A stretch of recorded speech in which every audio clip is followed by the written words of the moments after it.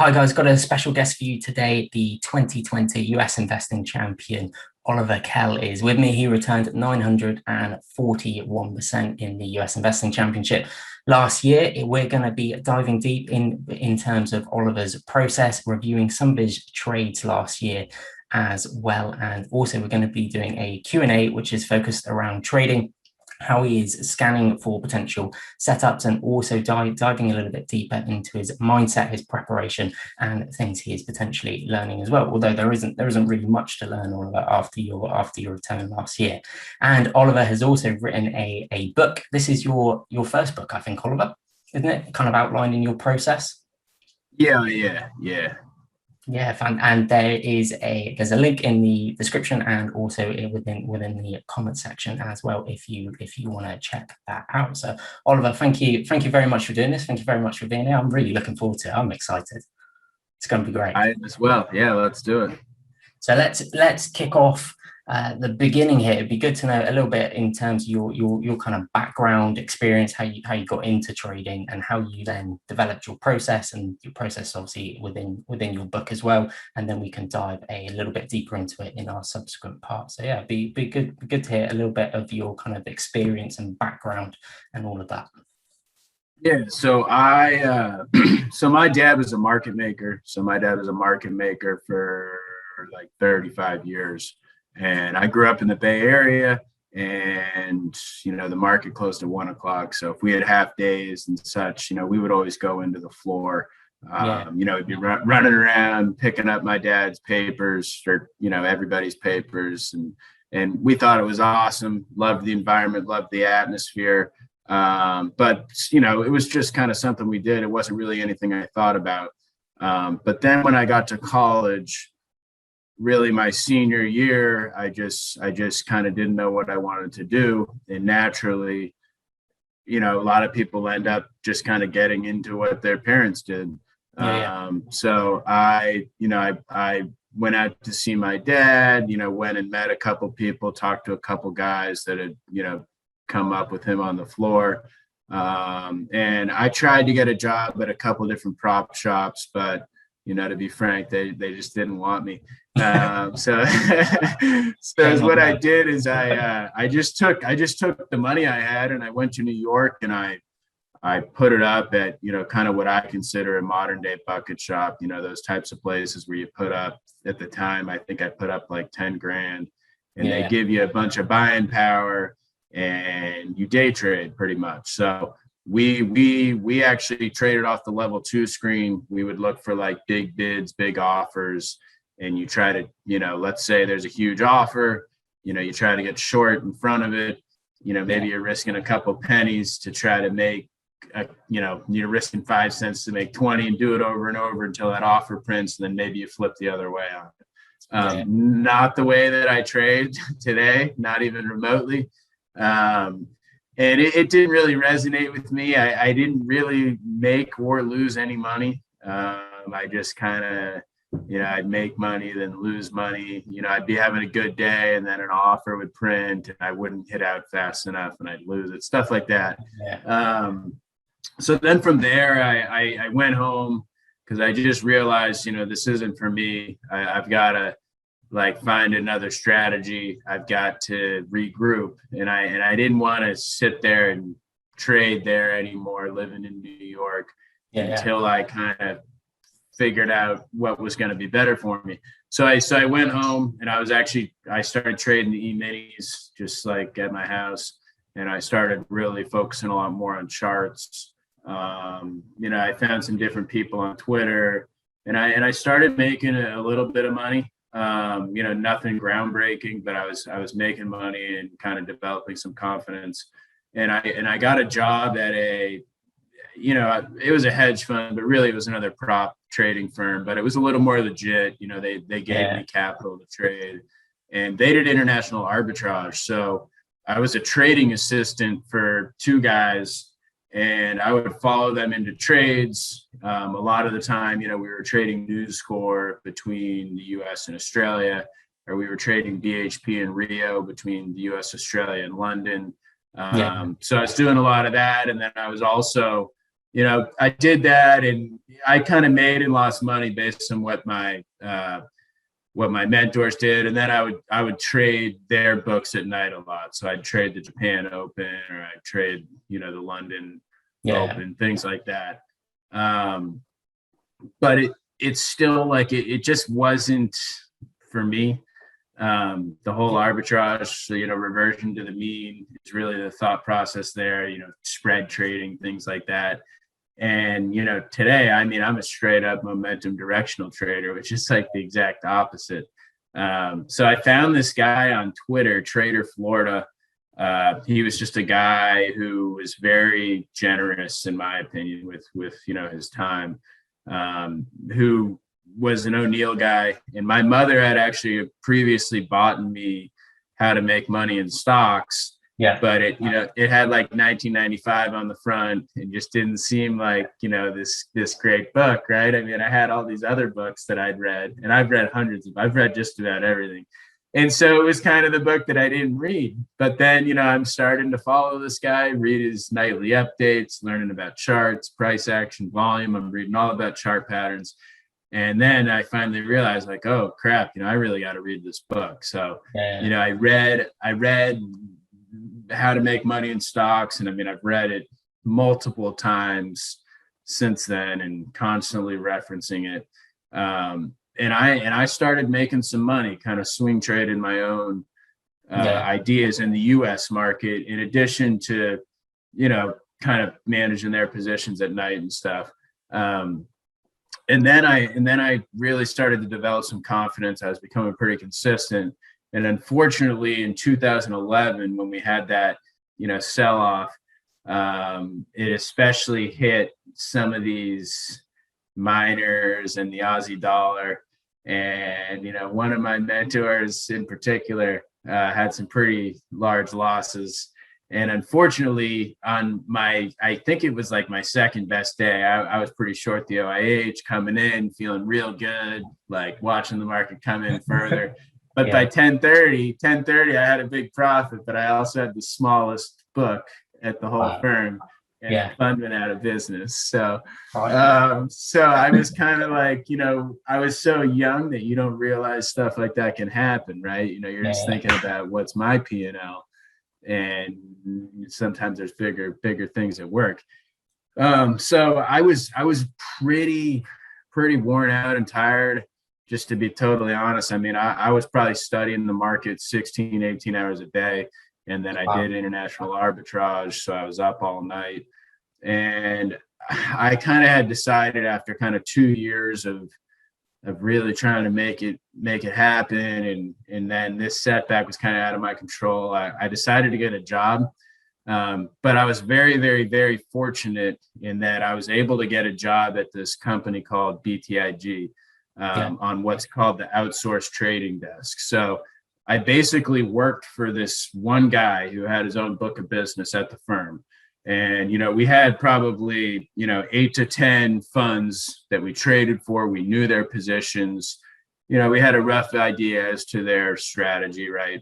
And then we sales traded for other people, and it was amazing because this guy, he also liked to trade. He traded a lot of futures, gold, things like that. But he also just really, really, really understood how the market worked. He understood how to, from kind of a sales trader's perspective. And he definitely had a lot of knowledge on just how I tell people I got like a 300 level, AP class or whatever you want to call it, in all things stock market related. Because I was getting to, trade and execute orders for, value guys, activist guys who were maybe buying 10, 15% of an entire company. Then, we would have our momentum guys, if you will, a little less so in there. We had one guy who was pretty active in that way. Option strategies where they're really trading based on the pricing of the option to the stock. Like, they're not even paying attention to the movement of the stock. So I got to see all these different ways that people executed, made money. And I got to see how, hey, when we put a 1 million share block up on the tape of this stock, what happens afterwards. just kind of things like that, that even at the time, I don't know so much that it really mattered to me. But now, with kind of the more knowledge I've gained over the years, I mean, some of that stuff is stuff I use every day, just kind of subconsciously. So, and I was trading my own account, you know, all through that time. I think working for that guy, I mean, I did pretty well in that period. I think from like what, 12, 13, 14. I mean, we were breaking out of that huge 10-year base in the S&Ps. So it was a pretty good market. So my boss loved it. I mean, he loved it. Yeah. But I probably overtraded my personal account a little, and I was often long names that a lot of our funds were short, which you know, I'm sure pissed him off. But I ended up from there. I ended up getting a job, you know, selling mutual funds, which I did for like 3 or 4 years, and I kept growing my accounts, but it just became real difficult. You know, I would say over like a 2 or 3 year period, like a lot of the compliance rules, things changed. It made it tougher for me to trade, which proved again to be pretty valuable in that it got to the point where, you know, there's like 30-day holds, then 90-day holds. And it basically made it so a guy like me, I couldn't trade, but I still attempted to. And really probably a huge advantage that I had coming out of that is that I kept trading, and, you know, I would put stocks on that I couldn't sell for 30 days. And, you know, they'd rip up to the point where now I probably would have sold them. And then they'd like come back down. I'd sell them like at flat when I could sell again, and then they'd go back up. Or sometimes I'd sell them at a loss. And it was almost like I got to learn so much about how stocks move because I'm sitting there in a position that I can't do anything with, right? You have to watch. Yeah. So at the time, I'm absolutely losing my mind. But I don't think I would have like really learned the market as well if I didn't kind of go through that brutal experience. But it really, I understood when a market was being distributed because I would own it and I couldn't sell it. Or I understood euphoria. You know, I just literally having a position on and not being able to do anything with it really, really drives you through all the emotions of having a position or having money on the line. So from there, I got into tech, you know, probably about like 4 years ago. And I really started trading my account, having a lot more consistency. And then, you know, now I trade full time. Just kind of grew my accounts to the point where you know, they made that a reality for me.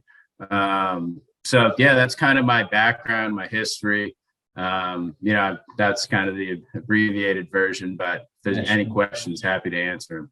I just find it interesting. We're going to analyze a couple of your trades from last year, which your ability to sit in them and stay with it is obviously when you just had your gains, because we'll come on to your position sizing as well.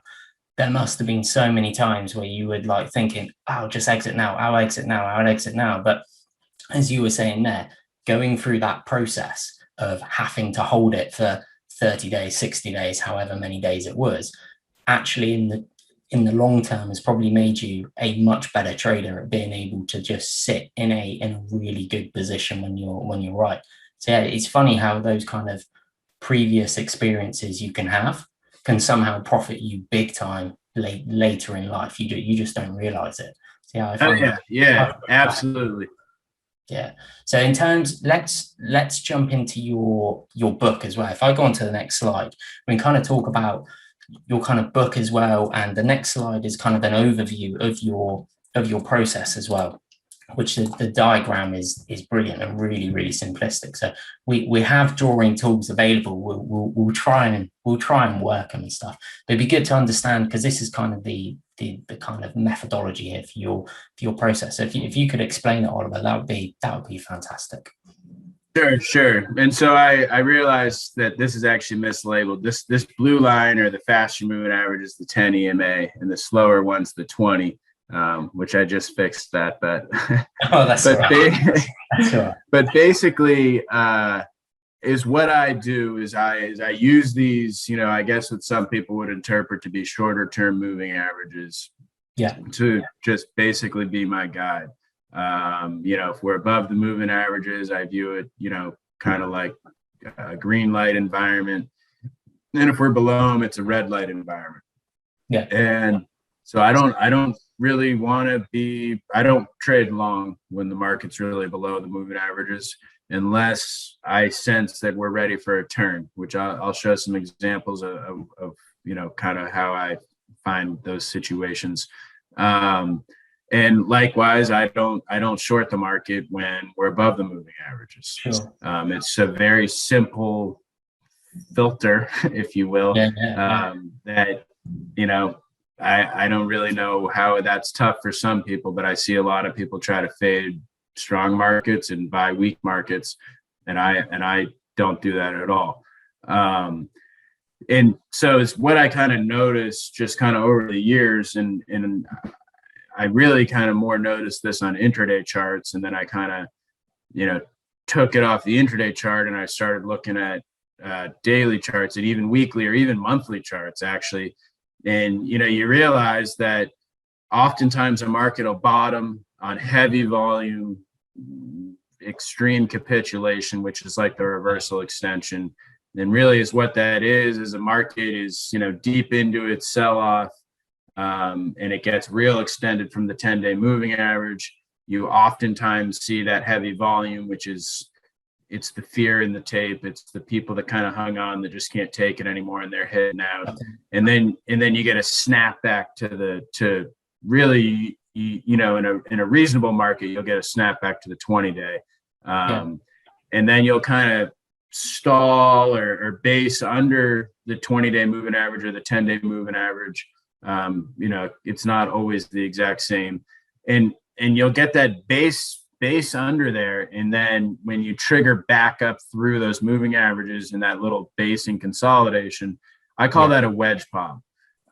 So a lot of the time I'm actually not really taking long trades from the reversal extension up to the wedge pop, because often you'll have a big up day and then a big down day. There's still a lot of volatility in the tape, and then that kind of contraction in the volatility that's built via the wedge pop, to me, is my favorite time to enter a trade, because one, you're early enough in the trend, hopefully, where you're going to have the ability to sit and hold your position, and then two, everybody wants to pick a low, but you can pick the low and still not make money because of all the volatility that takes place afterwards. So I find that if you get the reversal extension, it's still difficult to kind of hold that position, at least for me.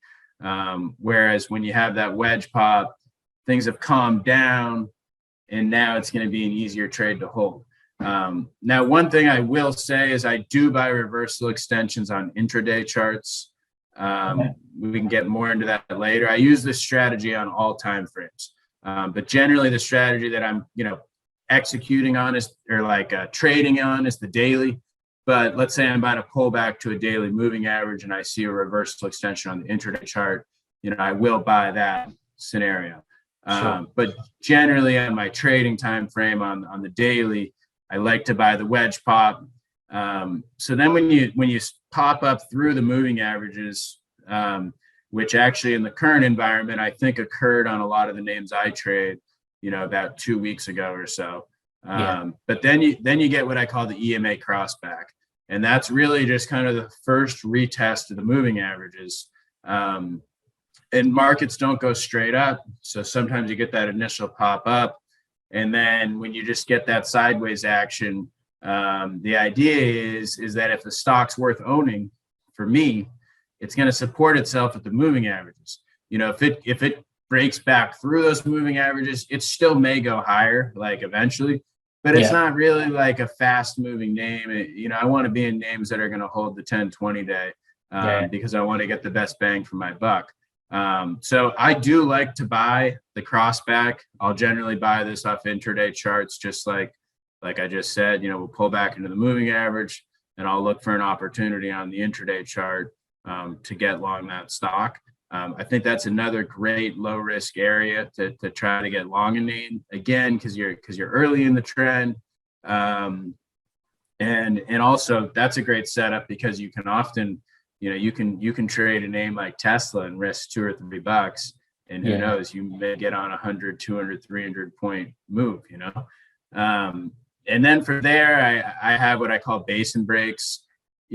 These are really just more consolidations. In a way, they're, the crossbacks even the same as the basin break. I call them different things because they represent a different stage of the trend, right? Like once we get to the basin break, like I know, we're likely like halfway through this trend. And often that's a lot of the time where the traditional, new high buy points come at like the basin break.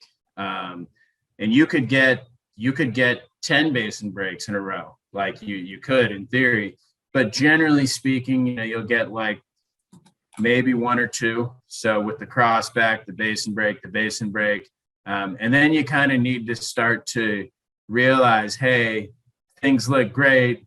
Everybody's real stoked about this market, but we're likely not in the early innings, and you want to start to look for that euphoria representative of the exhaustion extension. So this isn't always like massive volume, like on the reversal extension. Sometimes it can actually be very light volume. Sometimes you can get real extended and you can just kind of feel the market, just run out of steam, if you will, a lot of retail buying. And that's often a time to just kind of take your position in. So kind of one of the things that I've realized is in a good trend for, leading healthy stock, you'll often get two extensions from the 10-day moving average. So what I mean by that is you'll have the EMA cross back or whatever, and you push up, and I don't necessarily consider that an extension because it's so early in the trend. But then when you have that first basing pattern and you extend from the 10-day, that's kind of your first extension. And then if you base again and have that second extension, I often am exiting at least a good portion of my position at that point in time. And in my book, I show some examples where there were, there was a third extension, or in some cases, maybe even a fourth extension. But if you look at the volatility between the second and third extension, it really starts to get wide and loose. And again, it's just harder to hold a position through that. So I want to try to be involved in the more, I don't know the way to describe it, but I want to be involved in the more proper price action type environments, just because I feel like it's more predictable for me as to how the market's going to move. And when you're very early stage, right after that reversal extension, or when you're very late stage and you start to get that increase in volatility, you can do great there, but that's also often where you're going to make a lot of mistakes. So I want to try to do my best to kind of catch that middle. Really, it's like the middle 2/3 of the move. In reality, middle third. That's kind of my goal with my trades. And then once you get that exhaustion extension, the second extension, I don't always find that the market rolls over and falls apart. But a lot of the time you'll get a basing period, and it won't be just like a 2 to 3 week basin break. It may be like a 2 to 3 month base. So that's another reason I don't want to sit there and hold through like a 2-month base. It just doesn't fit my personality. I'd rather get out, and if I buy it back a little higher later, I don't really care. I'd rather be in cash. But the wedge drop is essentially the wedge pop, just to the downside. And that to me is really kind of the confirmation that it truly was an exhaustion extension. And then I found that in kind of corrective environments, the steps like the wedge drop, the EMA crossback, the basin break, they're less like spelled out as on the long side. It can happen much more quickly with like dramatic down bars and then like a 2-day base and another down move. And I mean, you can have a downtrend that's over in a couple weeks, but it traveled a long ways. And that's really how I think about the market. And a good way to trade too is, let's say the indexes are putting in a reversal extension, or maybe they're putting in a wedge pop. And let's say I can find a name that is, breaking out to new highs. So it's like stronger than the market in that it's further along in its cycle. that can be a good way to try to determine, am I in good names?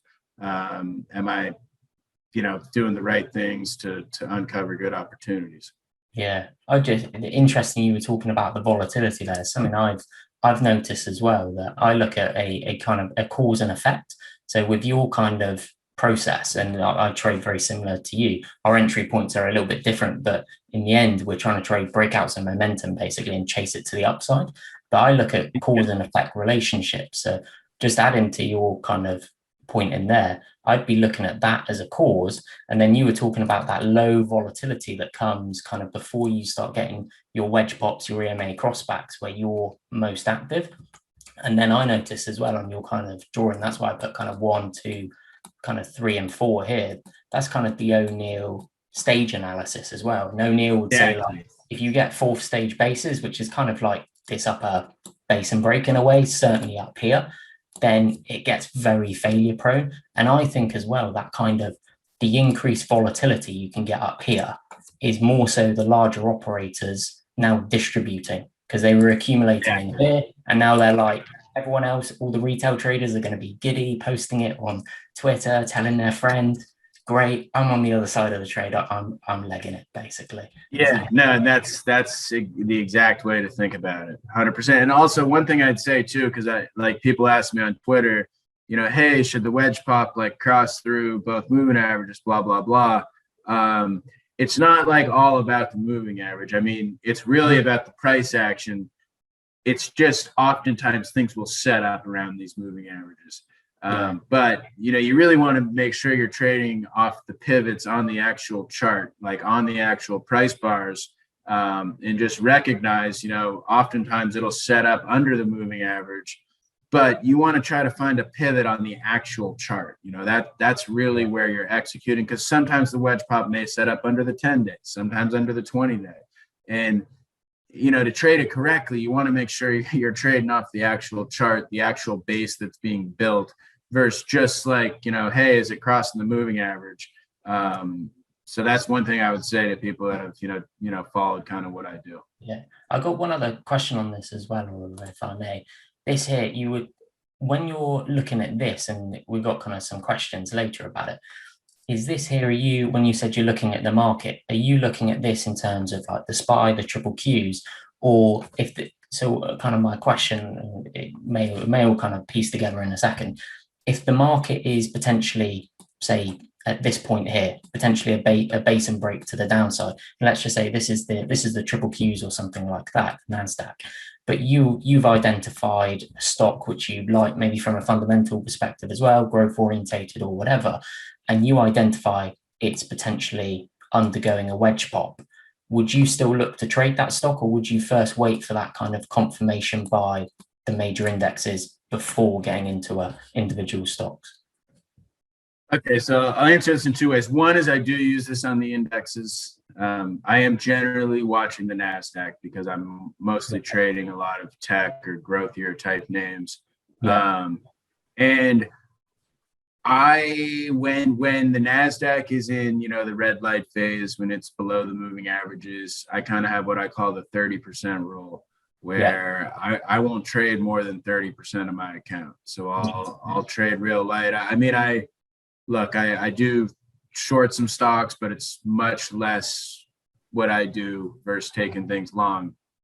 And then the second part of your question, I often find that, leading names will break out before the indexes, but I don't generally think they break out before the index bottoms. And what I mean by that is usually when the index is still going down, a name may break higher, but I find you'll have an opportunity to get long that name because it's unlikely to just kind of rip away from you before the index bottoms. With that said, when you get that reversal extension on the NASDAQ, and let's say the NASDAQ is going to get ready to rip back, now at that point, I do think a leading stock can rip out and run away. Whereas the index may still have a couple weeks of volatility, that name can be off to the races. So I want to avoid downtrending markets and I want to try to trade lighter. But if I find that a name is basing and holding really, really, really tightly, and we get that kind of capitulation like volume on the NASDAQ, I'm a little more open to try to test a name. You know, if the NASDAQ starts to lift, I'm not trading the NASDAQ, but if it starts to lift and that name breaks out, I'm going to give that thing a shot. But, you know, I'm not going like, you know, 200% long right off the lows. You know, I'm giving that name a shot. If it can start to work for me, then I know other things are going to set up and I'm going to be able to get long pretty quickly. So I find when the index is between that reversal extension and the wedge pop, you know, over a couple week period, that's usually when the best, you know, 5 to 10 names are going to go. And, you know, I find I'm pretty good at getting on, you know, kind of the best names. You know, I'll usually have a couple of them for sure. Yeah. And it's as you say there as well, that actually, if you do get, and we're going to analyze a couple in a minute, but if it's a Tesla potentially here and the market may still be here, and you think, I'll try it with your process, you know, well, I'm probably going to get another opportunity here. I'm probably going to get another opportunity here. So that there's no FOMO needed. It's just, I'm going to get more opportunities. If it is a big winner, then there'll be more opportunities down the line. So that's quite a good place to go on to Tesla, which is one you traded very, very well. So we've got a longer term chart here. There's a more zoomed in one if you want me to go to it on the following slide, or we can just stay on this one. So why don't we just kind of go through it you know, for now. So a lot of people remember, you know, in February of, I guess, gosh, now it was like a year and a half ago, you know, this seemed just like a ridiculous blow off in Tesla. Yeah. And it was at the time. The only reason it doesn't look like it now is because of where we've come.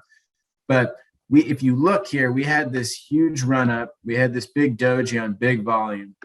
So to me, this was like the exhaustion extension. We came down, we retested the moving averages. We went back up and we built like this little, at the time, you could have potentially interpreted it as a handle. But then we failed and traded back down through these moving averages. And that was the wedge pop. So you kind of had your exhaustion extension, and then you had confirmation that this was likely, you know, it was likely going to rebase. We did end up being more of a top here, but we were likely going to rebase. And that's really all you needed to know, right? The trade was done. And then we trade down. In this instance, we did bounce on the 50-day. And then to me right here, this is like the EMA crossback. So we did come up above it a little bit. But it was really a gap and trap. So in my eyes, we didn't really go above the moving averages. You know, we gapped up and they sold it. And then right here, you could say, you know, this was like the basin break. You know, we get these like 3 tight days here. But you can see this happens very quickly to the downside. And we trade lower. And then we get down to this 200-day. We're extended from the 10-day. So there's a lot of air there. And this, to me, was the reversal extension. The volume here looks lighter than this top, but I would say this is a pretty extreme top. So this was fairly adequate volume here at the lows. And then you get that snapback. And so kind of is what I was talking about with all that volatility. I actually did buy this at the time for like a trade. But I didn't hold it all the way up here. I mean, you see we go up, we come down, and these don't look like huge moves here, but they were pretty big. I mean, I think we rallied like 150 points this day because it was pre-split or something. Have you got there's a spotlight tool, which maybe you can point with that, if that might be easier for you. Oh yeah. Okay. So basically but what happens here is we snap back and we get to this 20-period moving average. And then what happens? We start to see the volatility contract, right?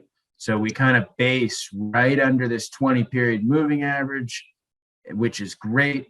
And then is what we do is we confirm what I call the wedge pop.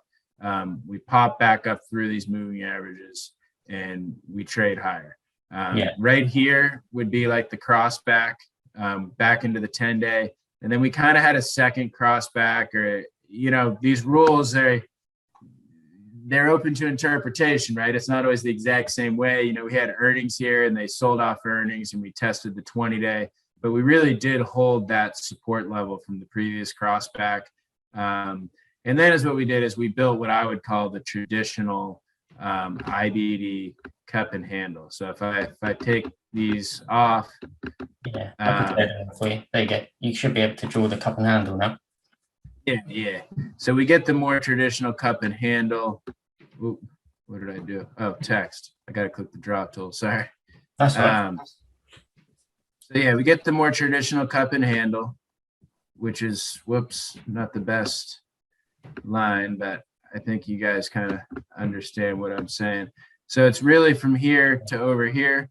And you can see, again, to me, this is the basin break. And then we get a real tight contraction and volatility.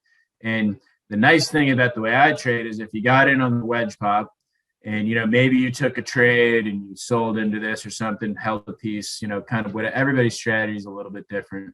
Yeah. But you get an opportunity to add to this position again on the cup and handle. And so when I see what I call a bigger traditional pattern, I'm often in the name in front of it. But then when I see that big traditional pattern, it's just like, all right, I can really hold this thing now. So we get this big traditional pattern and we go up. And the thing I like about my approach is you've got these moving averages as a guide. We make another basin break here, which you could add to your position again. Yeah. And then we have an extension from the moving averages. Now, this is only the first extension. But it was fairly extreme. You could take some off, or if you decide you want to hold, you can hold.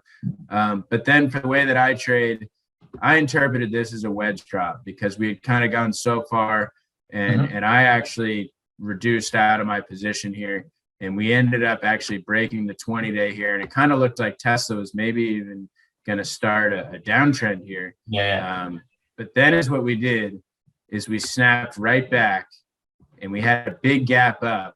And we triggered this second stage base, and for me that was actually a wedge pop. And I actually got back long this thing. Now in this instance, I knew this was the second extension since this traditional buy point, and I was more aggressive in selling here with a lot of confidence. And that proved to be the approach. So you can see you get the traditional base, first extension, second extension, and then what do we get? We get like a much longer basing period after that second extension. And I did try to trade this a little bit in here. I got chopped up a little. I mean, that's not uncommon for me. I think the more I trade, though, the more I avoid these markets, especially down here, this snap up where it's real up and down. I'm not going to trade that. But kind of in here, I know that I got long this in here. I like right in here. I know that I got long thinking that we were going to run back up. But then I did catch this again here. I believe this is on the index ad. We had a gap up here on that news. So one of the things that I love, and I mean, anyone who follows me on Twitter or anything, an approach that I use regularly is when we get a big unfilled gap and then we can set a buy area off of it. To me, that's like a sign of strength.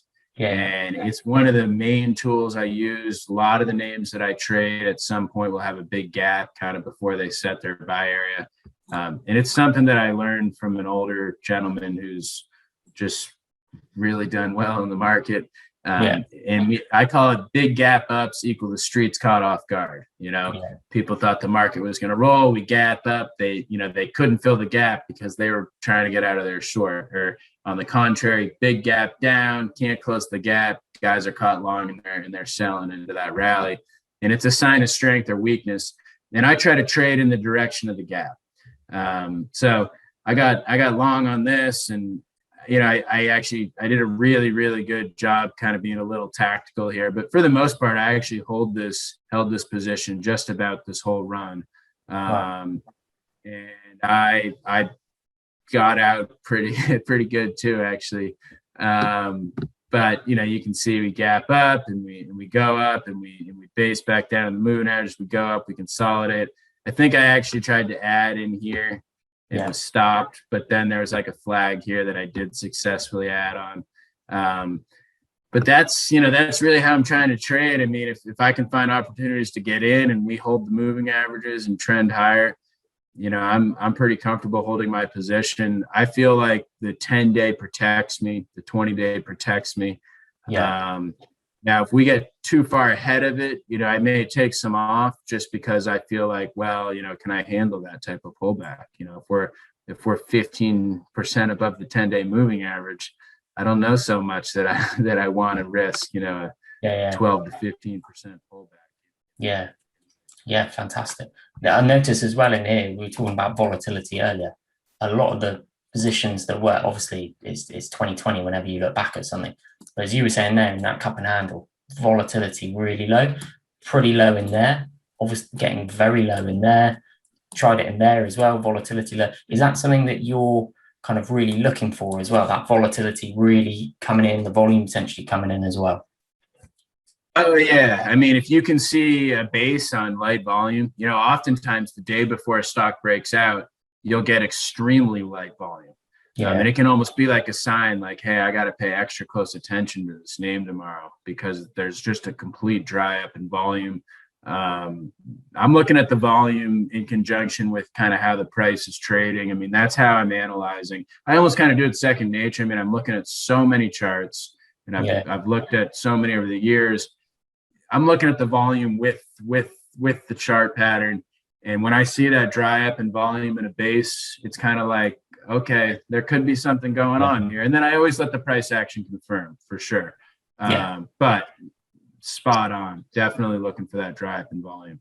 Yeah, I've noticed as well in my own trades that most of my best trades will have volume. This is the 30-day moving average. Will have volume the day before or the days before half the 30-day moving average. Everything just, and it's usually an inside day, which was kind of occurring in here within that kind of handle as well. Everything just goes and then it just comes out. Well, it didn't always come out well, but and I love inside bars, like you said, an inside day. I mean, I love inside days. And you'll, like, people on Twitter, you'll hear me say like this thing's double inside, or where you have a day and an inside day and an inside day. It's just like those inside bars are just a sign from day to day, hey, we're tightening and we're going to get a move one way or the other here.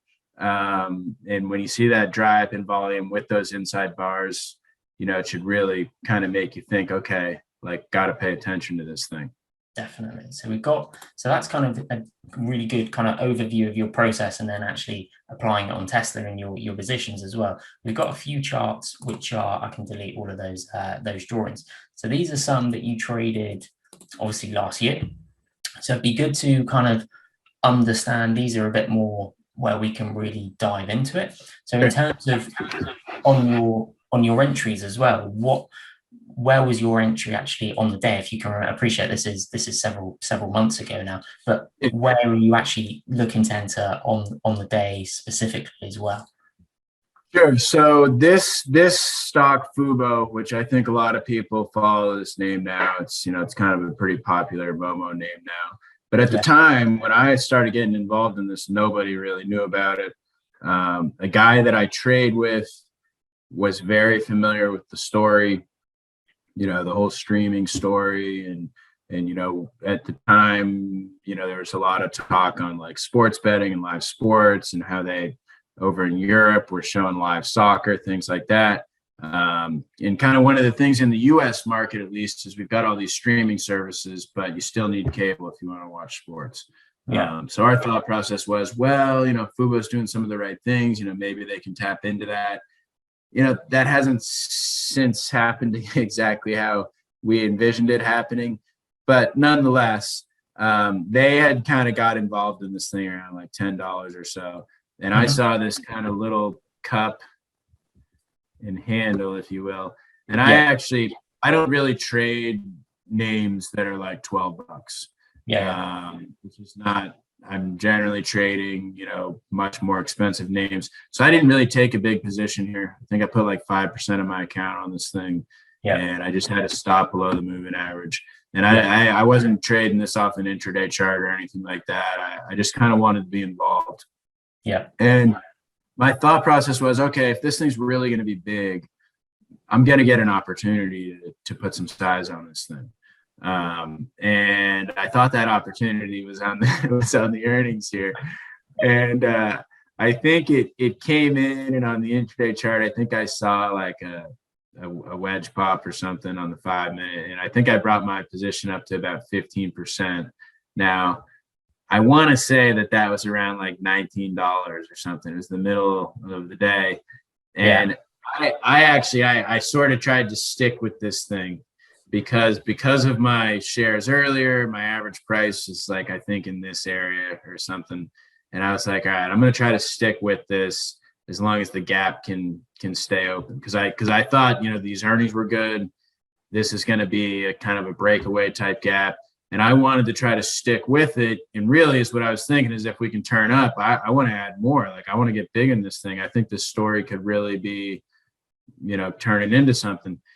And when it became clear to me that my thought process was wrong, I was still in the money and I just went to cash on the name. And I said, all right, let me just kind of regroup. I was wrong. And what am I doing? And basically is what we did is we came down to the moving average. We filled the gap, which is not what I thought was going to happen.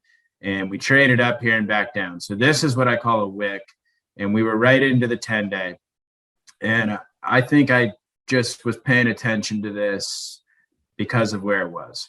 And is what happened is we put in what I call a wick play, in that we gapped up a little bit and we held in the wick. So a wick play is when they gap the stock up and it stays green. So like sometimes it'll pull in, but it'll find support at the gap area and it'll stay green.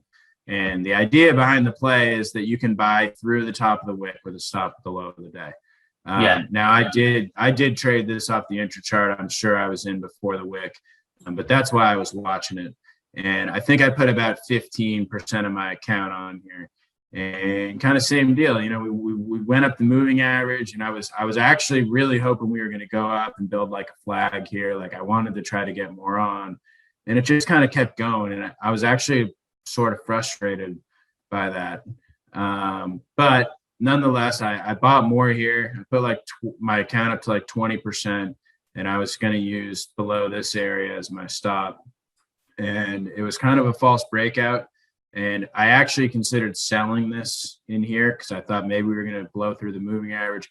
But when we were losing the moving average here, I just there was no downside follow through selling on it, on volume to me when I was watching it trade. And so I really elected to give it to this support area. And then, I guess I always say I got lucky because it held the area. But right here, I had a little flag drawn from like right here down. And I added, and I brought this up to I think like a 25 or 30% position. Then we had another wick play here, and I added more. And I ended up getting pretty big in this stock. I had like a 35% position in what's a pretty volatile name. And what happened is not really what I expected. When we got to this second day, I was actually thinking we were going to flag out, and then I was going to raise my stop and we were going to go higher. But we just went like parabolic. And this is not what I planned on. I planned on holding this for more of a trend. But when it just kind of went euphoric, I was just like, well, this is ridiculous. I'd never really, I feel like I've seen most things, but a name I've been in that just literally goes doubled in 3 days. So I started selling into it, and basically on this third day in the pre-market, it was at 52. I don't know why I remember that, but I sold the rest of my position. And I did try to buy this back off the 20-day, and it failed. And then I pretty much checked out of it. And I haven't really looked back to it since. Actually, right now, I think it's bottoming out right now, but I'm not in it though. But I like to look at Fubo here. Oh, nice. A kind of tip there for everyone as well who's watching. There'll be a load of buyers going in there tomorrow. On the on this little flag here, Oliver, are you buying it? You've obviously got your trend line down here. Are you buying it pretty much the second it comes out above it, as soon as price trades above your upper trend line?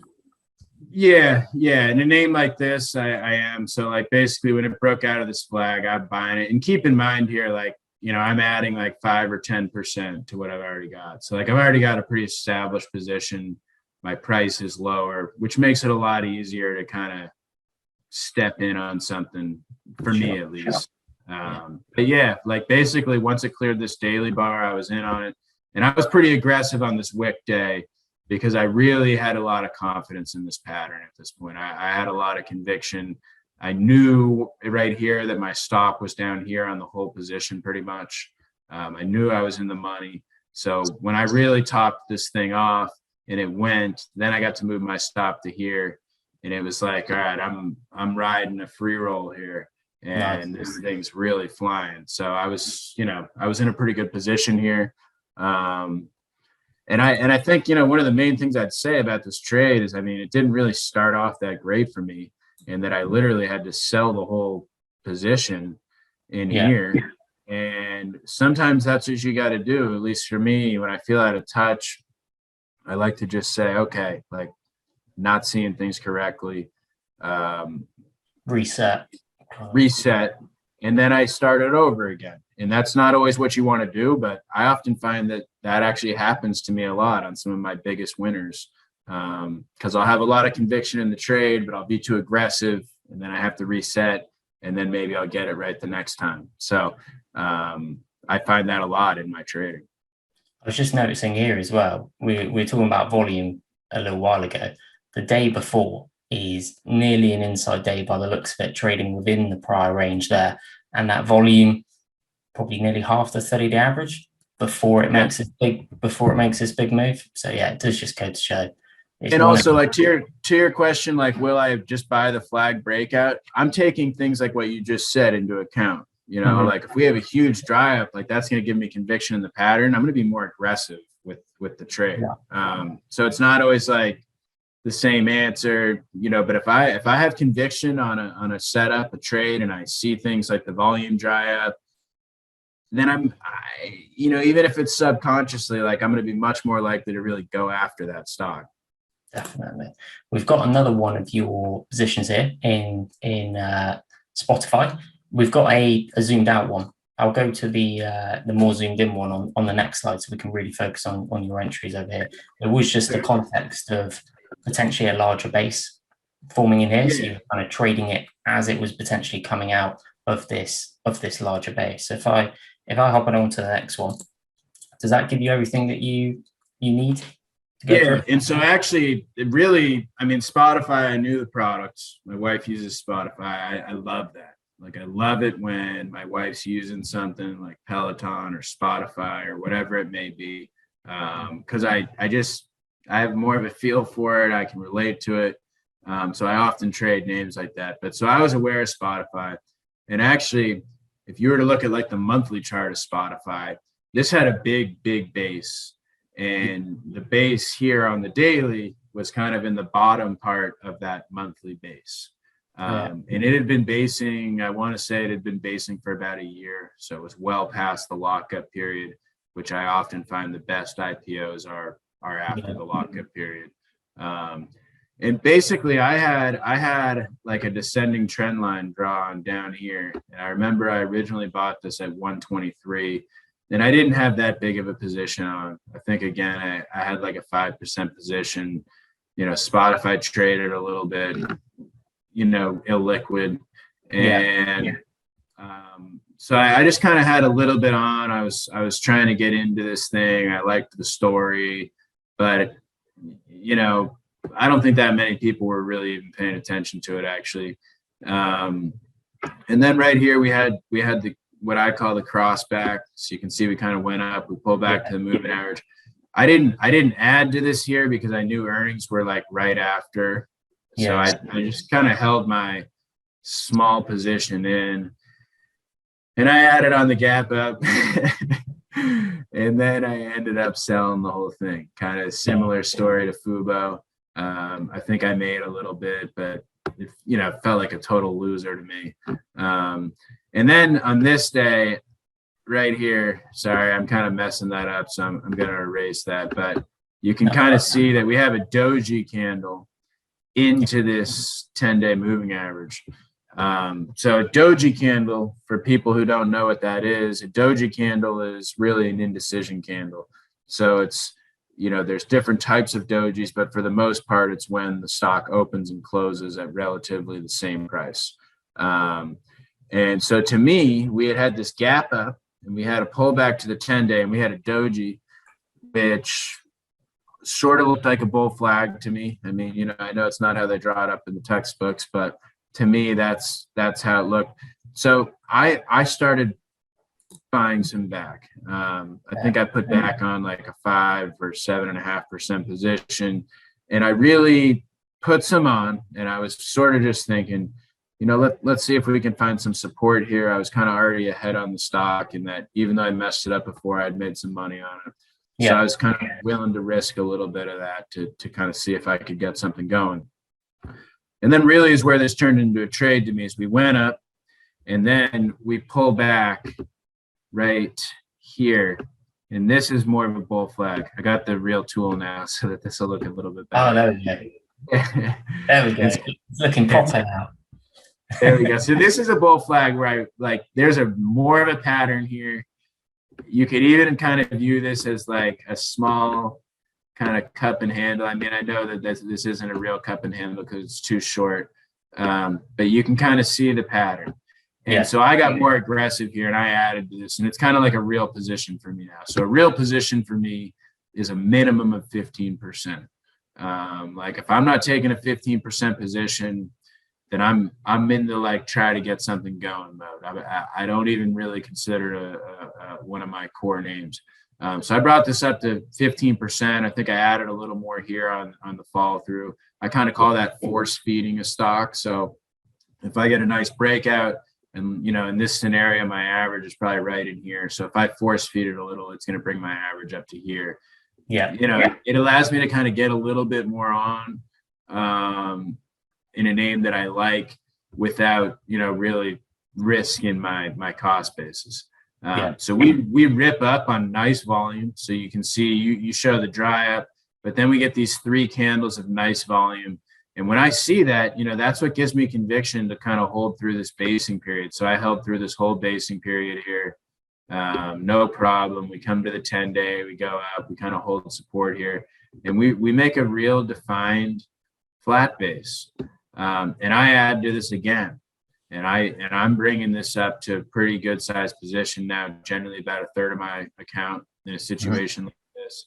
And the nice thing is that when we break out here, I'm bringing my stop up to this area. And I'm doing, and then when we gap up here, that's a breakaway gap, which I love. I didn't add to this because I was kind of maxed out. I don't go bigger than that. But then I'm just kind of executing the trade. So when we follow through on this, I bring my stop up to here, we pull back, reconfirm. I call that reconfirming price strength confirmation. And we just kind of do that the whole way up. We kind of make these tiny little bases higher. And one thing that I look for is stalling. So you'll see that we kind of make this base, and we have a sell down candle here, just lack of power. So I'm really taking a little bit off here. Now, we have not really given a sell signal, so I'm getting caught and stuff like this in the early innings of the move. But then up in here, I did exit my entire position at this point, the day after the shooting star, when we sold down. I kind of felt like if you were to draw a little trend line right here, so a lot of people will call that a rising resistance line, and I draw these little wedge type patterns. So like the wedge drop, to me, this is kind of the second extension. This is the first extension in here. I mean, I know it kind of starts here, but it's kind of in this area. This is the second extension. And then we really kind of unwind when we drop out of that shooting star. And then if you were to kind of be more by the book, the wedge drop really kind of confirms over here where we start to live below the moving average. But that's how I traded Spotify. And surprisingly to me, Spotify has actually just kind of been a dead stock ever since. Which surprises me. I thought it would have maybe recovered and given another opportunity, but I haven't traded it really at all since. And it's at this point, it's I look at it in my weekend reviews, but it's not really a name I'm too focused on anymore. Just diving deep into this entry you had over here. If I just clear it, then we can got no doubt loads of people have questions about this. I have questions on it myself. So I'll ask mine, and hopefully that'll answer other people's. And you're looking at this little kind of base over here as well. That volume drying up again, roughly half the 30-day average before it gets out again. When you're looking to enter that position in there, are you doing it on, and I know every situation is unique and difficult to go by memory from nearly a year ago now, are you entering your position on a cross of that pivot point? Are you taking kind of partial positions and adding to it, or are you just kind of trying to go in a single go and just go, here is where I'm entering? Well, I think in this scenario, because I'd already been building down here and I was just adding like another 10% or so, I just threw it. I just put it on. And also, if you go look at this base here and then you zone out and look at the monthly of Spotify. So I had a lot of conviction in this. And so I think I probably just went for it on this. But this really kind of started off the lows of that monthly base. And then this lined up with the top of the monthly base. So if you go study the Spotify chart, this lined up perfectly with the top of that monthly base. And whenever I can get like the monthly and the weekly and the daily to line up, I'm going to be much more aggressive. And we had that here with Spotify. So I just put it on because we were triggering monthly buyers, weekly buyers, daily buyers, which, you know, when I see that, I'm going to be much more aggressive.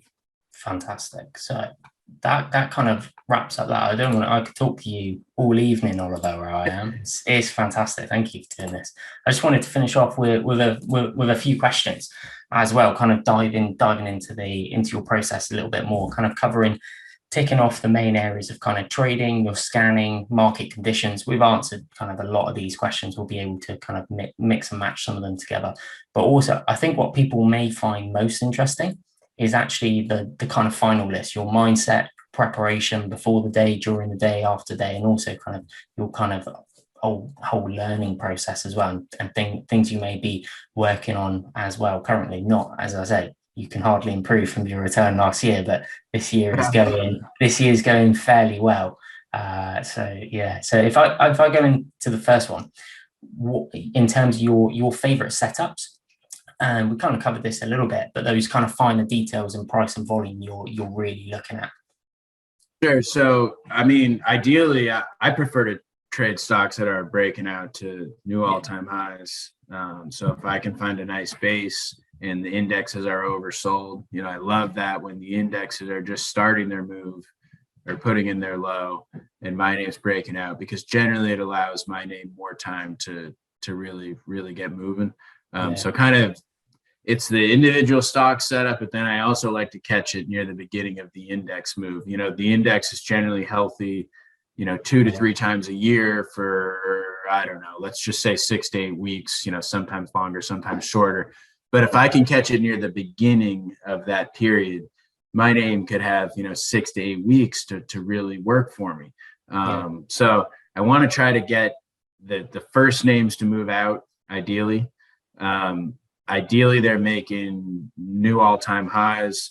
After last year, I have been kind of trading some names lately that are coming off weekly support levels, but that can be a little more difficult. So, you know, even for me this year, the best names I own right now are making new all-time highs. So the wedge pop, I really like that approach. And that can basically be a new all-time high trade, even though it's coming up through the moving average. You know, sometimes it won't be like right at new highs, but the base will be at new highs. Yeah. And so that to me is the most optimal time to enter a trade. Or that first cross back to the moving average, because it's still early in the trend. And that's also just an exceptional risk reward trade, in that you're buying in tight versus the moving average a lot of the time executing that on an intraday chart. You don't have to, but you know, if you are, you know, you can even tighten your risk even more. And I like that too, just because, you know, the risk reward is so great. I mean, I can sometimes get a trade on with like 30 to 50 bips risk, and I can take a bigger position. If you get buying a $200 stock with, $2 stop or something, I mean, it's pretty exceptional risk reward. So those are my favorites. But, as I get later into the trend, I'm going to be taking base and break setups, and I'm just cognizant of where I am, and maybe more, I kind of consider myself an intermediate term position trader where I'll hold things for a couple of weeks. But maybe later at that point, I treat it more as a swing trade. Like, hey, we're later in the trend. I've got my 5 or 6 core names, but I've reduced them out a little. I got this cash. Can I make some cash flow, trading a base and break in a secondary name that, maybe it's like a quick 3 to 5 day rip and I can make some money. But the earlier you can get it, the better. Yeah. So you're being kind of, I'd say that's almost leading on from the O'Neill approach there as well, that you were kind of applying that stage analysis. Where am I in the context here? Are we at 3rd stage, 4th stage bases? I probably don't want to be having 35% position size. That's probably where I'm looking to sell into kind of extended rallies. So yeah, exactly. In terms of, I think we kind of answered this one earlier a little bit, in terms of when you entering a trade in relation to the pivot immediately across on a test end of day, it can kind of vary depending on the situation and how. And kind of the name. If I'm trading a much more liquid name where I think like the intraday chart trades better, and let's say I find an entry on the intraday chart, let's say the technical pivot 600, but maybe I find an intraday base or something at 595. I'm gonna trade it off the intra and kind of front run the pivot a little. But if I'm trading more of an illiquid name, and I don't trade that many illiquid names, so it's all relative. What's illiquid for me? Generally, I'm trading stocks that are trading 1 million shares a day. Definitely like at least 500,000 for sure. But I'll be more likely to trade a name that moves a little less uniformly. Generally the hourly would probably be the lowest time frame I'd go on to try to execute that. Because I'd rather just give a name like that a little more room and trade it correctly than go to the 5 minute and it's like it doesn't even mean anything. So it depends on the name, and then it also depends on the conviction I have. I like to try to execute on lower time frames so I can manage my risk better if possible. But if I have a lot of conviction on a name and it's going like that Spotify, when it triggered the monthly, there was no 5 minute chart setup on that. I mean, it ripped because you had people on the monthly, the weekly, the daily, all trying to get in on it. I want to be aggressive. So it depends on the situation. Fantastic. So that's in terms of when you identify a pivot point, what kind of percentage would you say is now this is where I was looking to get in, this is now it's gone, the opportunity's gone here, in terms of percentage or potentially dollar kind of risk as well? I more just kind of do it visually. I don't know if there's an exact percentage, but I think one of the things I'm pretty good at is coming into the day with my top 3 to 5 ideas. And I am not focused on too much else outside of that. And usually if I am looking at something outside of that, I'm treating it more as like a day trade where I found an opportunity. But I never want to get distracted by something outside of my core names, because I want to make sure that I am dialed in and getting right in at the pivot on my core names. I did the work the night before. Like, I know why I'm focused on the idea. So I'm not putting myself too often in a position where I'm chasing. Sometimes when I'm chasing is, maybe the night before I had like 6 or 7 good ideas and I narrowed it down to 3 to 5.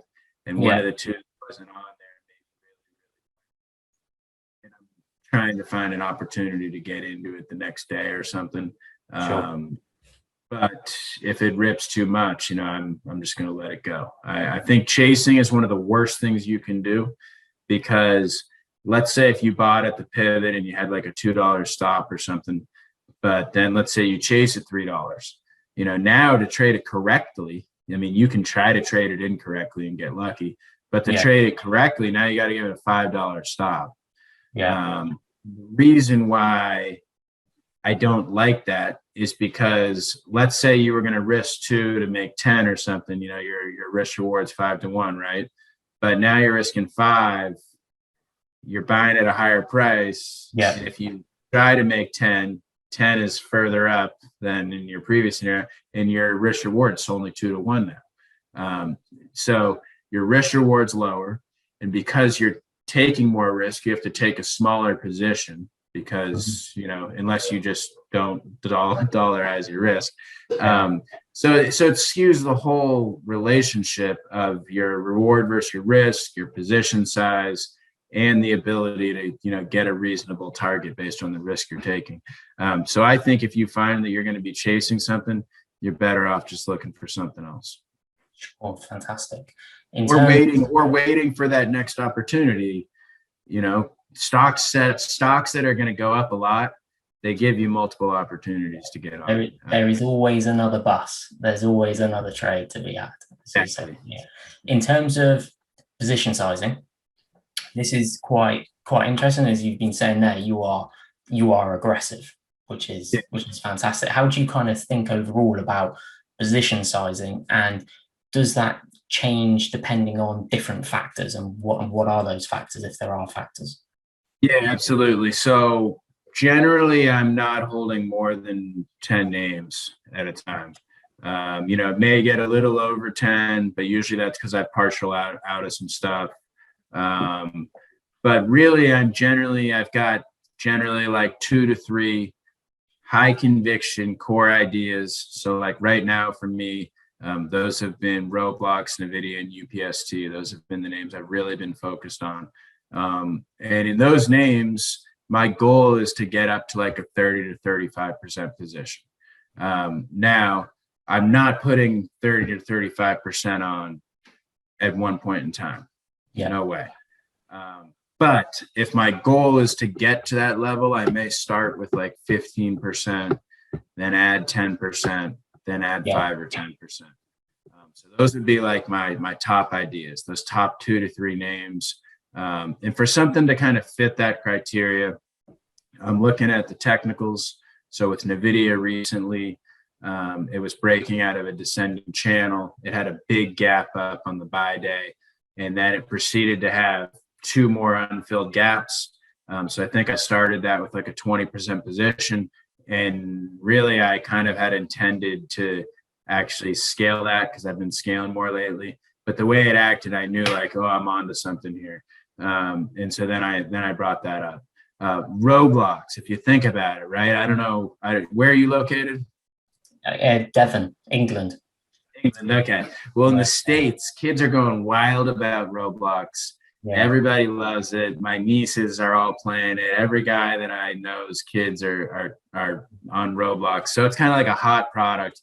Yeah. And then if you looked at it since it IPO'd, the weekly bars are all extremely tight. It didn't have much give back. Yeah. And then it was breaking out to new highs. So it kind of had the it factor, and you know, the can slim, the N, the new. It had the new. It made sense to me. Like literally, I'm walking around Philadelphia where I live, and I see a kid spray painted on the wall, Roblox is the best. I mean, you know, those are the types of things you want in one of your high conviction ideas. Yeah. So those are kind of my top 2 to 3 names. And then generally names like, you know, 4 through 7-ish or so. They're more just, you know, I like to think I'm always trading great ideas, even my 4 through 7. But for whatever reason, they're just not like best in breed for me. So that's generally going to be about a 20% position. So I might start that at like 10, add 7.5, add 2.5 or something like that. Generally adding smaller pieces as I work into the name. And then kind of beyond that top 7, usually beyond that top 7, you know, now I've got my 7 that are like quote unquote cores, if you will. And now if I'm adding names, you know, they're kind of what I consider to be secondary names, more swing type names. So the biggest I'm going to take in a position like that is like a 15% position. And I'm likely scaling out of it more quickly trying to generate some cash flow to make sure that I can, focus on holding my cores, which I really believe in more. That's kind of how I think about putting together my portfolio when things start moving. Yeah, fantastic. Yeah. And I'll ask, you can be very, very brief with these ones. In terms of, are you trading anything other than stocks in terms of crypto or anything, or you just I own some Bitcoin and I own some Ethereum. I don't trade it at all, actually. Yeah. I have kind of taken the approach to crypto that if it's what everybody says it is, it's an asymmetric bet, and I'm gonna hold it for a long time. Sure. So I have traded GBTC, the Bitcoin ETF. Yeah, I traded that, when it went from like 10 to 30 or something. Yeah. Or 12 to 30, whatever it was. I traded that in there. But I treated it just like a stock. I didn't, it was a chart that I traded. But as far as, am I trading crypto like the guys on the weekend and stuff? Absolutely not. I need a break from trading on the weekends. So I own some and I'm holding it, and hopefully it works out, but it's not something I'm losing any sleep over. Sure. What does your kind of trading station look like? How many monitors have you got? So I've got my laptop, which I'm actually on right now, which I kind of keep to the left, and then I got two 32-inch screens. But I don't think I need the screens, to be totally honest. I think I could trade easily off a laptop or even my cell phone. I mean, I mostly use my screens to do my work at night. Sure. So that I'm ready to go. And then I find, once I've got my 3 to 5 ideas, I could trade. I could literally trade them off a phone or a laptop. It doesn't matter, because I'm so focused on those ideas. I'm not looking at all this stuff during the day, because I find it can be a distraction. So yeah. So if we link these three, because that leads nicely onto these ones in terms of scanning market conditions. We spoke about how you kind of read markets and your kind of overview earlier on. But in terms of how does Oliver actually come up with his 3 to 7 core ideas? Yeah. So, I mean, I am trading like mostly names I've heard of. It's pretty uncommon for me to trade a stock that I know nothing about. Mm-hmm. With that said, as far as my routine and people talk about the morning routine and such, so I might as well just lump those together, because I think they kind of go together. But generally at night, or generally on the weekend, and I have tons of lists. So every time a stock IPOs, I throw it in my IPO list. And honestly, I don't even know how long that list is now. I mean, I've been building it for years. And eventually I take some names out of it, but not really. They usually just kind of build up in there. And then I do track the new highs list, and I'll throw names in the new highs list. And then I've got what I call like my core lists, which are, the 50 to 100 names that I'm trading more regularly. Names we all know: Apple, Amazon are on there, DocuSign, Pinterest, all these names. Even if they're not names I'm focused on right now, or maybe I think their best days are behind them. Like Tesla right now is not exactly a name I'm looking to trade, but it's on the list. So I go through that, but basically I go through the monthlies on all these lists every weekend, monthlies and weeklies on like Saturday or Sunday. And I kind of whittle it down into what weeklies look the best. I just got MarketSmith, and I try to use MarketSmith because I think it uncovers some new names for me. But sometimes I use it, sometimes I don't, because I'm kind of so used to my normal routine just in my trade. And then Sunday night, when I'm coming into the week, I'll take that list and I'll go through it on the dailies. I'll kind of whittle it down to, what are the best ideas that I see for this week. And then on my key focus list, which is really my 3 to 5 ideas I'm looking at, that's where I'm kind of mentally rehearsing, like, okay, what's the buy area here? If I step in on it, what type of size am I going to have on it? What's my safety stop going to be? I call it my max pain stop. So I would say I'm more of a momentum trader, and that I I don't have a set stop, but is what I have is my max pain stop always. Yeah. So that if I am wrong, maybe I hit up before that, but max pain, no matter what, that's the absolute stop for me. No questions asked. So basically that's what I'm doing. And then it's what I do throughout the week. And then kind of my routine is generally, since I had my kid, my routine's been a little different just because, as you know, sometimes things happen. Yeah. But I'm usually at my desk by like 8 or 8:30. I think with my kid, sometimes I haven't been getting to my desk till like 8:45-ish. But I am just getting everything up and running. I don't really check any overnight news or anything because I just don't care. But I am kind of rehearsing in my head, like, hey, we put this plan together last night. Are the names you're interested gapping up or down? Okay, they're gapped way up. How are you going to handle that?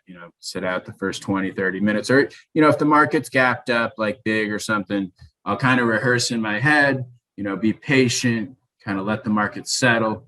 And then let's look for our opportunities rather than just, come out and buy a bunch of stocks, get stopped out of all of them. I've done that before and it just doesn't work. We've all been there. Yeah, so I kind of rehearse mentally, like, hey, how are we going to handle the open here based on what we're seeing? And it kind of makes me extra ready. So, sometimes the market will gap up and they'll run a name on the first 5-minute bar, but if you buy it, you're going to get smoked. And so just kind of rehearsing that patience for me is big. And then oftentimes I'm executing, the first hour and a half to 2 hours, and then the last hour and a half to 2 hours. I don't do as much during the middle of the day, just because I think you get a lot of more chop-like action in the middle of the day. So, there's exceptions to that, but generally speaking, a lot of what I'm doing is near the open and the close. And then from there, I kind of settle down, reflect on kind of what I did during the day, that first 20 or 30 minutes after the bell. Then I try to go for a run or just kind of do something outside for about an hour. And then from 5:30 to 7, I'm getting ready for the next day. So I am going through, looking at my kind of focus list stocks for the week, based on the weekly work I did over the weekend, seeing what now might be setting up based on what happened. And, I am in the middle of the day. During the day, I'm looking at all the names. So I'm kind of seeing what's going on. So I'm not coming in completely blind. And then I'm setting my spots, like if I like a stock on a pullback to a moving average, I'm getting focused, like, hey, I like this at 98 or whatever it is. Or if I like a breakout, I'm just going through and I'm setting my lists and making sure I'm ready for the next day. And then I'm checking the new highs lists, really anything of interest that I think I should be aware of. I'm kind of jotting down, or if it's a new name, I'm adding it. A lot of what I'm doing is keeping my lists up to date so that then when I do my weekend work, like I'm not missing anything. Sure. Fantastic. And then if I have to do more work, generally I eat dinner at like 7. If I have to do any more work, I'll do it after dinner. Like I'm never not getting my work done. No. I'm getting my work done. But I try to be done by dinner because I do think it's important to kind of have the rest of the evening to just not think about stock. Family time as well now. With the kids. Exactly. I don't look at the futures or any of that stuff. It just, what am I going to do at midnight if I'm looking at the futures? Nothing. So yeah, sure. If I clump the next 4 together, so kind of this year has been harder. I should have put for some breakout traders. Obviously not you. You're rocking and rolling this year, which is great. So kind of obviously the market ebbs and flows and styles come in. I mean, the majority of growth stocks got pounded from February. Some of them are now starting to set up a little bit now, but it's kind of a little bit. Do you ever kind of adapt or change your process on market kind of conditions? And then just clumping some of these in as well, Oliver, in terms of advice for newbie traders on kind of realistic expectations, which then feeds into how did you find your right strategy as well? And has that changed? And are there things you're also working on improving in your own trading? Well, yeah, I'm definitely working on improving literally every part of my trading. For sure. I think everybody should be, and anyone who's not is crazy, because you can always get better. One of the things about trading is you're constantly making mistakes. Like last year was my best percentage return year ever, and I probably made the most mistakes. So I think you've got to be kind of analyzing what you do wrong, and a lot of it for me is emotional. I have a strategy, but I showed those examples in Spotify and Fubo where I exited the whole position. What if I had shown better emotional control and not chased those ads? I would have traded them even better. And that happens to everybody, and definitely to me all the time. So got to be constantly working on improving. Absolutely. Yeah. Now, as far as for like breakout traders, I mean, I've definitely struggled this year from, in February, March. That was a tough market. I think probably, the saving grace is growth just got absolutely destroyed. Names down 50 to 70%, but, the NASDAQ was below the 20-period moving average for a lot of that time. And all those names were below 20 days. So, based on my strategy, there was nothing to do, or you wanted to be short. So I also, one advantage I have is that this year is like a lot of my quote unquote breakouts were like wedge pops off the lows, which are not the traditional breakout buy points. So I find that they were able to kind of get going, and then unfortunately sometimes they would roll over. Yeah. And, you get stopped out, but that's a little different than like the straight up breakout trader who's buying the obvious breakout to new highs and the institutions are selling into it. Now, I would say that for probably the first January was like a blow off top in my eyes. And that was really where the majority of the money was made this year. I caught a nice run in April, which I didn't sell well. We rallied up in some names, and I should have been taking some off into resistance. And I was thinking we're going to resist, we're going to kind of rebase, and then we're going to break higher. And I didn't sell that well, and I made money, but I gave back, some of my gains. So I could have handled that better, but really my strategy just kind of didn't tell me to sell, because that's not what I was supposed to be doing. So, not every environment is perfect for your strategy, and that's okay. But you just got to kind of keep the ball rolling. So like this run, I had a really, really, really good May, and I did take some off into resistance on some names, which was smart. Now I could see myself buying all those positions back, literally where I sold them. But I basically made that adjustment just because of what happened in April. And I also felt like the weeklies were starting to look a lot better, but we were kind of extended into resistance. And I felt like I could buy these positions back at the same price. So I was like, well, let me just kind of book these. And then, if I buy them back, that's fine.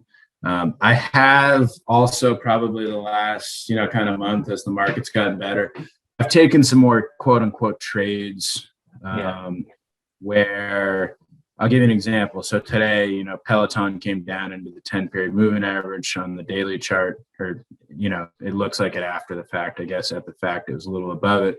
And I took a day trade in it, and I took like 2 or 3 points, and I may buy that back tomorrow on the breakout.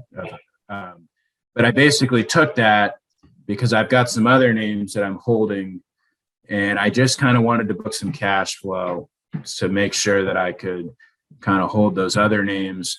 And then, for example, a name that I'm trying to kind of get started on right now is Pelletier or whatever, PLTR. And I basically felt like, hey, I can book some money on this, and it'll kind of help me get Palantir going. So, I don't know if that's the right thought process or not, but I've been taking some more trades that have kind of helped allow me to get some other names going in this choppy environment. And then is what I've been doing with UPST, which I've traded a lot of from like 100 to 170 or so, is I've had a pretty big position in that, which is kind of crazy actually, because it's insanely volatile. And I've been trading a portion of it more, selling it into strength. And, it's given opportunities to get that back on. Now I did kind of make a mistake when it ripped up to 170. I got a little on, and then I ended up stopping myself out of the whole position, the next day, and it hurt. But I still made money on it, but it hurt. It hurts giving back, a lot of gains. But so those have kind of been some of the things that I've been doing differently.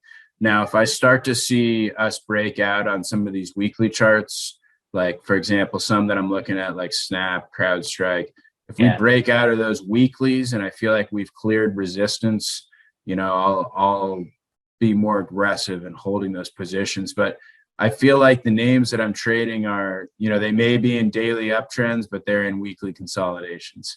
So, I've kind of taken that into account. So you give greater weight, and what you were saying on Spotify earlier, you're kind of giving greater weight on the greater the time scale. So monthly, greater weight than weekly, weekly than daily, and doing it. Absolutely. Yeah. So for example, I see a lot of people saying, 2 weeks ago, I bought CrowdStrike in like the low 190s. I bought Snap in the low 50s. And there's people saying, these names are broken, they're blah, blah, blah. And, they're not entirely wrong. But at the same time, if you look at the weeklies, these have been very healthy corrections in my eyes. These things went on massive moves, absolutely massive moves. Now, are they all going to be okay? I don't think so. Things like Tesla, Square, they don't look as good as names like Crowd or Snap or C Limited. So that's our job, to interpret, hey, we had 10 great names last year, 7 of them are toast, but these 3 still have more in the tank, let's stay focused there. But yeah, the weekly should trump the daily should trump the hourly, as you drill in further, you're going to be able to more fine tune your entry, but you're also going to have more false signals. So the higher time frames are always kind of telling you the truth in my eyes. Definitely. And then just finally, Oliver, you've been so so generous as well in terms of your time and your knowledge. So thank you very much. If you could give some advice to potentially your younger self, or potential kind of people who are watching this as well, both in terms of trading and life, what kind of advice would you pass on? Sure. So I think in trading, actually, I saw that Tom Canfield, I don't know if you follow him on Twitter, but he's a guy who said, if you're just in trading for the money, but you don't, like the process or anything, it's going to be tough to kind of have a long-term successful career. Now, I do think you can get started in trading because of the money, but you do have to kind of adopt a process that you love. Like, I love my process. I find it so exciting to go find these cool new. I hadn't heard of Roblox 6 months ago. I think it's the coolest company in the world now.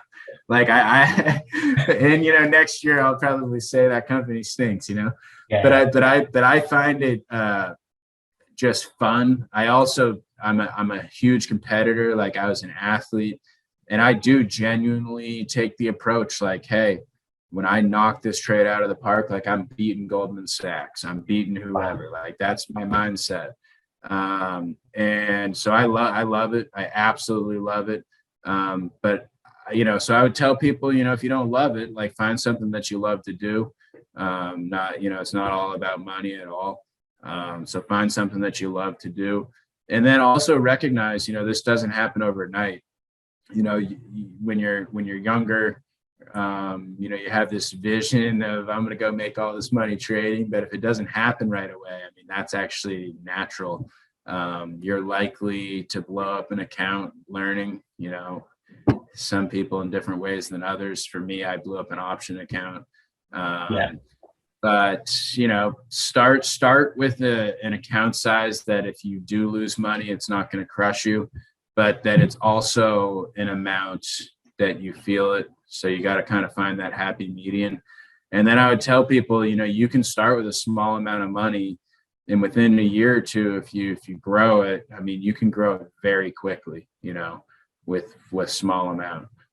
So, you know, you don't need a huge amount of money. The key is to kind of develop a strategy and a process and recognize like it takes time to learn how to do this. It really does.